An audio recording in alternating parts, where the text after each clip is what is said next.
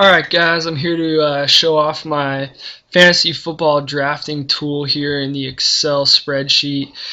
So let's get started. I'm going to talk to you a little bit about what the sheet is, kind of explain it, talk to you about what the top 10 permutations table is all about, because that's really the key to the whole sheet's power and its effectiveness. And then lastly, I'm going to give a few examples, so we'll play with the sheet, tweak a few things, and you can see the flexibility that the sheet has. So first of all, you can see we got the player available table.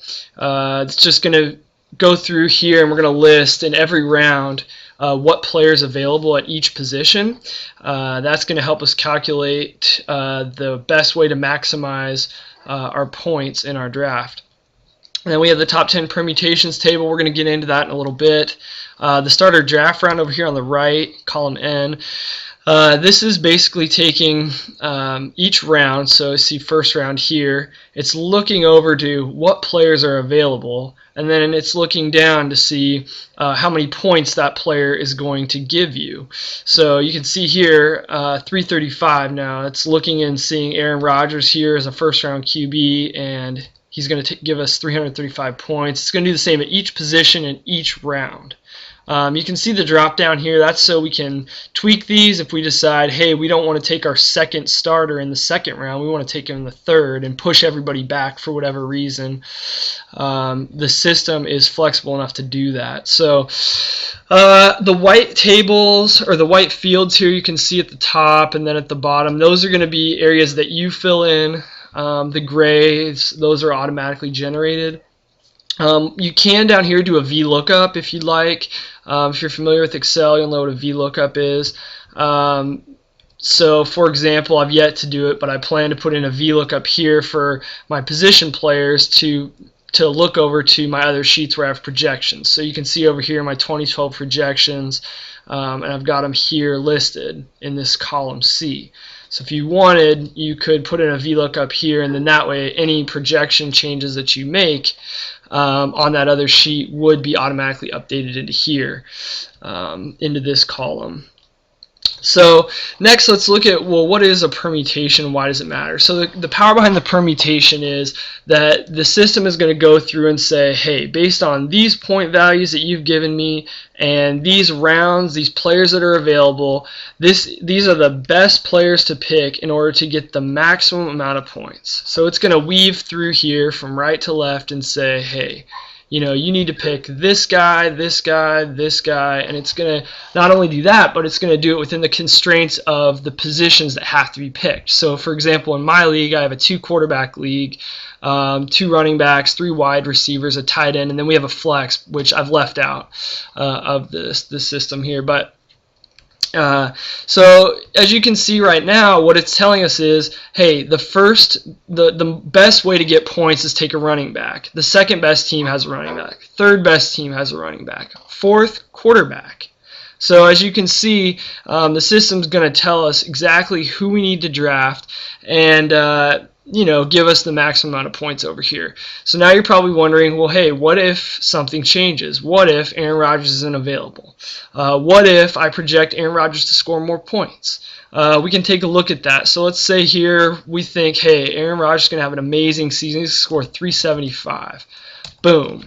As you can see, the system pivots and changes who we need to draft. Now it's saying, hey, the top 10 teams, they all have this guy. They've all got Aaron Rodgers. And you need to take a quarterback in the first round to really maximize your points over here. You know, you can see the shift over here in starter draft round. Next question. Well, what if I can't get Aaron Rodgers? What if all I have is Matthew Stafford? Well, we go up here, we change the player available field and say, boom, Matthew Stafford. Now all of a sudden the system says, hey, take a running back. Don't waste your pick trying to get Stafford when you can get Arian Foster over here.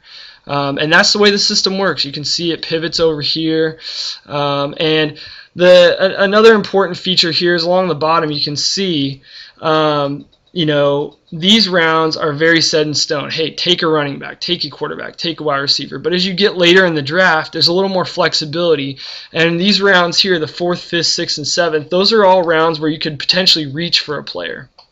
The reason for that is because there's such a diversity of options. Hey, the top 3 teams took a wide receiver in this 4th round, but the next 4 teams took a tight end. So if you really feel good about, hey, I want Rob Gronkowski, I don't want to take Ahmad Bradshaw in the 4th round for whatever reason, say you like the Patriots offense a lot, who doesn't? Then you go ahead and you take Gronkowski and, hopefully end up making the difference in the points, even though Excel is telling you to take a wide receiver. If you want to reach for a guy, so let's say we're going to reach for a guy in the 6th round. By reach, I mean take someone who won't be a starter. So by this time, we've already taken our 2 quarterbacks and we want to get some insurance. So instead of taking our 6th starter in the 6th round, we're actually going to take our 6th starter in the 7th round, and then our 7th in the 8th, and our 8th in the 9th. So as you can see over here on the left, Excel was pivoting those values. So now we're seeing here our 6th starter, hey, we're taking him in the 7th round. And then the 7th and the 8th, 8th and the 9th. And it's changing these values over here and telling you, okay, if that's what you're going to do, then these are the players you need to take. If you don't, for whatever reason, say you don't have a QB yet. In my hypothetical, we were taking a 3rd quarterback in the 6th round, so we'd be down here in this zone looking to take a running back or a wide receiver. But this is the power that the system has, the flexibility that you can have with it. Anytime that players change up here, say Vic's not available, you just boom throw in a Phillip Rivers. And right there, you have all your calculations are changed, giving you up to the second real-time flexibility as you do your draft. It's all based on this sheet over here, the permutation sheet.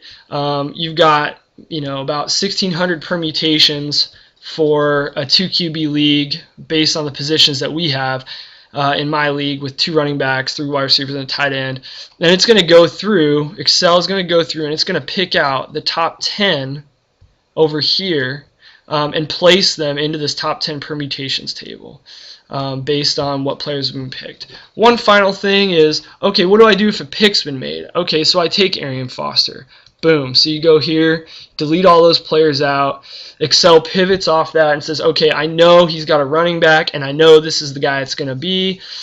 Here's who you need to take in the 2nd round. So again, say we decide, all right, we're going to go with QB. We'll take Phillip Rivers. I'm going to delete these out. So we've got Arian Foster, Phillip Rivers. Now it's saying in the 3rd round, we got to take a wideout. Got to be Miles Austin.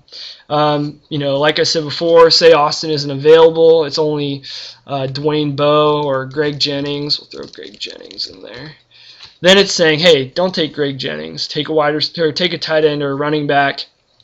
So again, we do that. Take a Frank Gore. And again, live up to the 2nd results.